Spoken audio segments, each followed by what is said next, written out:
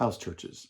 Let's take a few days and kind of reflect on this idea of house churches. Why do we call them house churches and not just small groups? Well, there's a big reason for that, and that is that small groups are sort of viewed as supplemental to our Sunday morning experience and therefore kind of optional in terms of our growth in Christ, that we put all of these expectations on us growing in Christ on the Sunday morning service, and the Sunday morning service simply can't deliver all the goods that are needed to grow you into maturity in Christ. It doesn't work that way for anybody in any era, at any particular time, in any country. It doesn't matter.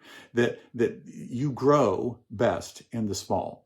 That's how it works. That's how we're designed, and that you have people in your life, and those people in your life are community for you. They're there for you in the trenches of life. They notice when something is going on with you. And in a service, you could come in and go out, and nobody might even have any idea that something's going on with you. But in a house church, you are known, that people know you and they love you, and you can know and be known. You can serve and be served. You can celebrate and be celebrated. And those things happen within the context of a house church. And the reason why we call them house church rather than small group is because that is essential church. Church is community. Church is learning. Church is formation, that we're being formed, and churches learning how to express the growth that's going on in our lives. House churches. That's why we call these house churches. And so and Alan's word on Sunday about house churches is so profoundly important for us.